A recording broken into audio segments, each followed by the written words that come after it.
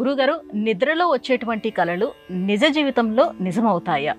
ఆ పీడ కలలు రాకుండా ఉండాలంటే ఏం చేయాలి? లోకంలో కలలు కనండి కలలు కనండి అని ఒక మాట మన మాజీ రాష్ట్రపతి గారు అన్నారు. కానీ నిద్రలో కొన్ని కలలు వస్తుంటాయి.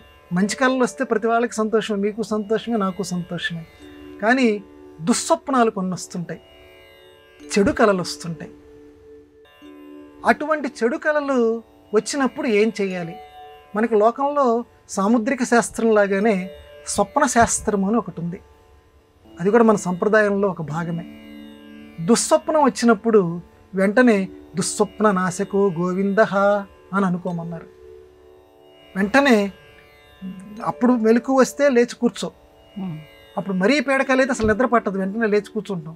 లేదా తెల్లవారిన తర్వాత మనకి రాత్రి కల వచ్చిందో మనకు అనిపిస్తుంది.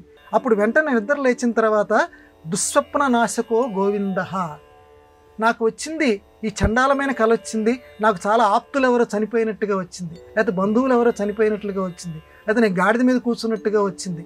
ఇట్లా దుస్వప్నాలు కొన్ని వస్తుంటాయి. వీటన్నిటినీ గోవిందుడా నువ్వు నాశనం చెయ్యి, అంటే వీటి ఫలితాన్ని నువ్వు నాశనం చెయ్యి, నేను ఎప్పుడూ కూడా నీ కాళ్ళని నేను ఆశ్రయిస్తూ ఉంటాను అని అర్థం వచ్చేటట్లుగా ఈ మాట అనుకోమన్నారు. కళ వచ్చిన తర్వాత, ఆ చెడు కళ వచ్చిన తర్వాత. అసలు చెడు కళలే రాకుండా ఉండాలంటే స్వప్న శాస్త్రమే చెప్తోంది.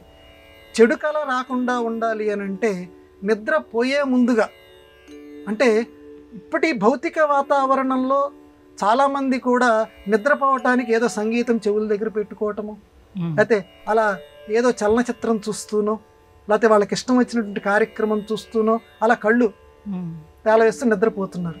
అట్లా కాదురా బాబు, భగవంతుడి స్మరణ చేయమన్నారు. ఇట్లాగా మొత్తం అంటే భీష్ముడికి సంబంధించినటువంటిది ఒక 10 మంది పేర్లు ఉన్నాయి.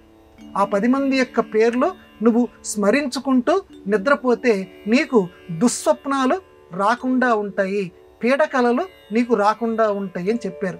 ఇది నమ్మాలా అంటే మనం మొదటి నుంచి చెప్పుకుంటున్నాం, పెద్దవాళ్ళు చెప్పారు, సంప్రదాయంలో ఉంది. కాబట్టి ఆ మహానుభావులు ఏవైతే చెప్పారో ఆ మాటని నమ్ముతూ ఆ మహాపురుషుల యొక్క ఆ అశ్వత్థామ, భీష్మ, భీమ ఇలాంటి అంటే బలవంతులు, ఆ బలవంతులు నాకు అండగా ఉండి నాకు చెడు కలలు రాకుండా చేయుదురుగాక అని తలుచుకోవటానికి ఆ శ్లోకం చదువుకుంటూ పడుకో అబ్బాయి అని చెప్పారు. అప్పుడు చెడు కలలు రాకుండా ఉంటాయి. కాబట్టి రాకుండా ఉండటానికి ఏం చేయాలి?